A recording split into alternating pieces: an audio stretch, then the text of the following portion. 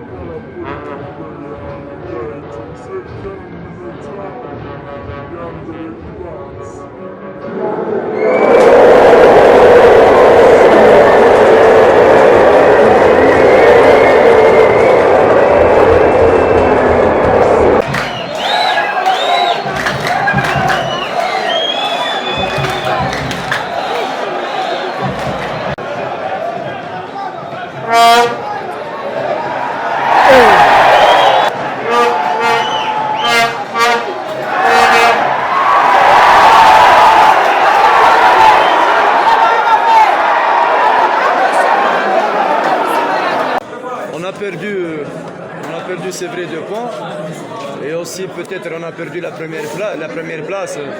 Si on avait gagné, on attend le résultat de demain, on aurait dû être les premiers à la fin de la phase aller. Mais aujourd'hui je ne suis pas satisfait parce qu'on avait l'avantage par 1-0, on n'a pas pu conserver notre but. Dommage vraiment aujourd'hui. Aujourd'hui, on a joué pour arracher les 3 points, mais un peu fatigue à cause des matchs. Ils étaient vraiment les uns près de l'autre. Il n'y avait pas tellement de récupération. Pratiquement au mois de décembre, on a joué beaucoup de matchs. Et aujourd'hui aussi, il y a eu des absences dans l'équipe titulaire. Il y avait Bonheur qui a 3 cartons, il y avait aussi Lagui qui était malade, aussi deux joueurs de l'équipe type qui ont aussi influencé le rendement général de l'équipe. Maintenant la phase aller, elle est finie. On est encore là pour le championnat. Maintenant on est à 2 points de AS Kigali. On attend le résultat de demain, mais au grand max, on sera à 3 points du premier. On a une longue période pour préparer la phase de retour. On va bien préparer notre phase de retour et on va s'arrêter sur nos défauts, nos points faibles. Et on va essayer de les corriger et on doit aussi essayer de bien renforcer nos points forts. Et j'espère qu'on est là pour la phase de retour pour le championnat. Ça, je vais te le corriger. Dans le football, il y a aussi une équipe aussi type qui joue pratiquement tous les matchs. Et pratiquement, il y a une équipe qui gagne et que tu ne la changes pas pendant 3 ou 4 matchs. Tu m'as demandé et tu ne m'as pas entendu. Donc, il y a une équipe qui joue pendant 3 à 4 matchs. C'est pratiquement l'équipe type qui n'a pas changé pendant 4 matchs. Ça, il y a des joueurs qui manquent de compétition.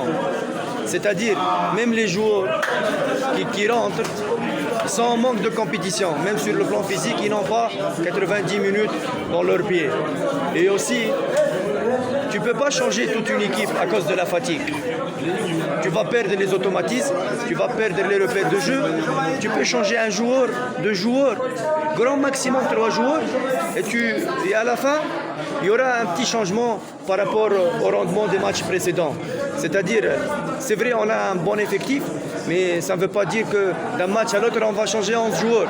Ça, c'est pas normal. Et il y a des automatismes, il y a des repères de jeu qui doivent aussi rester. Il y a une ossature de l'équipe qui ne doit pas changer.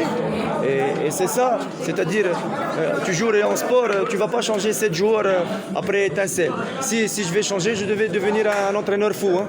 Et si je perds aujourd'hui, tu vas me donner la question. Quand tu as gagné en sport, pourquoi tu as changé 7 joueurs? C'est ça, hein? maintenant, pratiquement, je suis l'entraîneur depuis 2 mois et demi, pratiquement. C'est mon 11e match avec l'APR. Le mot intérim, c'est entre guillemets, je ne peux pas le considérer comme intérim. Moi, je suis le head coach maintenant à l'APR. On est en train de discuter avec nos dirigeants, on est là. Maintenant, on va préparer notre phase retour. J'ai un contrat avec l'APR, un contrat d'entraîneur.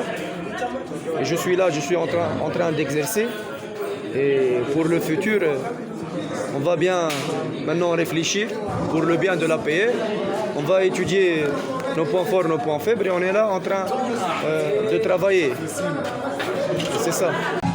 urakoze inota rimwe riba rifite icyo ryongera nk'ubwo tugize 23 twari dufite 22 ni ikintu cyiza cyane gishobora gutuma dukomeza kwiyubaka kugira ngo turebe aho tuzagarukira.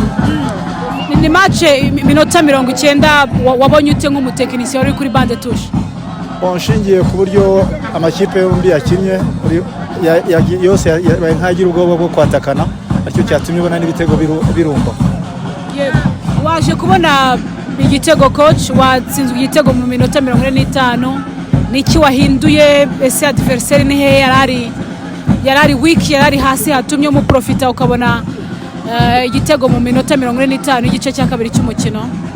Ikosa wenda navuga twe twakosoye tubabwira ko badusinze muri 45 indi 45 natwe tugomba gukora impinduka icyo cyabaye. Hanyuma coach Fazare ni muri imwe muri equipe zisoje nta defete nta gutsindirwa mu rugo, ibanga nirihe kuri ni imyitozo na discipline y'abakinnyi. Abakunzi ba Etincelle nabasaba ko nibagerageza kwegera equipe yabo bazabona byiza ku birenze ibyo bari babonye mbere. Nifuje ko namuha icyizere kugira ngo yiyumvemo ko equipe yowe igihugu ni APR muri champion niba ihabwa amahirwe kujyana igikombe. Urumva ko kumumotiva niba yahuye na APR n'umuhuza na Rutsiro kamuhuza ni azumva ko nta byacitse ihari. Icyo cyatumye muha amahirwe yuko yabanziriza kuri match ya APR kugira ngo abone ko nacenga umukinnyi wa APR n'undi wese yamucenga.